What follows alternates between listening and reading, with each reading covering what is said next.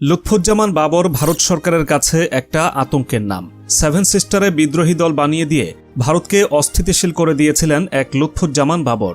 চীন পাকিস্তান মিলে ভারতকে যতটুকু ক্ষতি করতে পারেনি তার চেয়ে বেশি লুৎফুজ্জামান বাবর করতে পেরেছেন। 2004 সালে তিনি 10 ট্রাক ভর্তি অস্ত্র গোলাবারুদ রকেটের লঞ্চার নিয়ে ভারতে পাঠাতে চেয়েছিলেন। তখন তারা নিজেদের দেশে গৃহযুদ্ধ শুরু করে অরুণাচল প্রদেশ, আসাম, ত্রিপুরা, নাগাল্যান্ড, মণিপুর, মিজোরাম ও মেঘালয় মূল ভারত থেকে আলাদা হতে চেয়েছিল।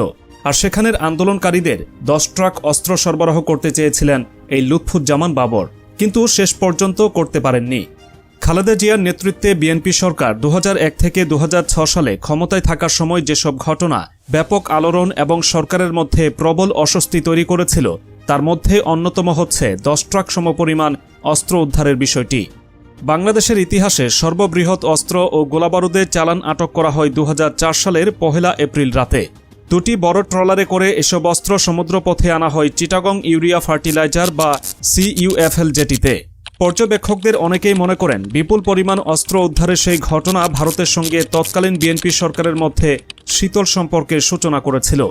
দেশটির তৎকালীন কর্মকর্তারা দাবি করেছিলেন যে ভারতের চাপে পড়েই বিএনপি সরকার সেসব অস্ত্র আটক করে, অন্যথায় সেসব অস্ত্র ভারতের বিচ্ছিন্নতাবাদীদের হাতে যেত।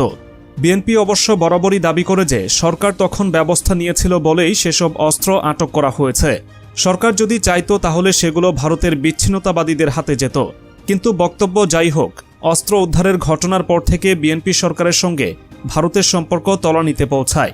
ভারতের কর্মকর্তারা মনে করেন এত বড় আকারে না হলেও বিভিন্ন সময় বাংলাদেশের ভেতর দিয়ে ভারতের উত্তর পূর্বাঞ্চলে অস্ত্র ঢুকেছে। 10 ট্রাক অস্ত্র আটকের বিষয়টি চোখে আঙুল দিয়ে সেটি দেখিয়ে দিয়েছে। সংবাদ মাধ্যমে খবর প্রকাশিত হয় যে CUFL জেটিতে এসব অস্ত্র খালাস হবার সময় পুলিশ হেডকোয়ার্টারের সহায়তায় সেগুলো আটক করা হয়।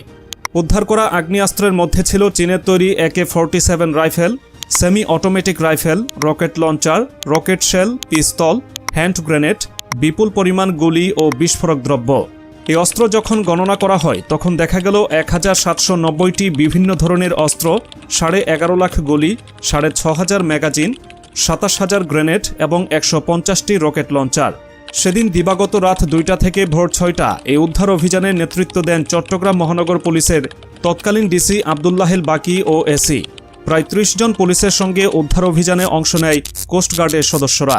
তৎকালীন স্বরাষ্ট্রমন্ত্রী লুৎফুজ্জামান বাবর বলেছিলেন, চট্টগ্রামে আটককৃত 10 ট্রাক অস্ত্র ও গোলাবারুদ দেশের অভ্যন্তরে ব্যবহার এবং নাশকতার জন্য আনা হয়েছে।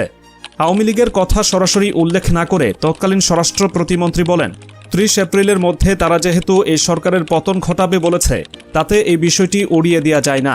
অন্যদিকে তৎকালীন বিরোধী দলীয় নেত্রী শেখ হাসিনা অস্ত্র আটকের ঘটনায় আন্তর্জাতিক তদন্ত দাবি করেন।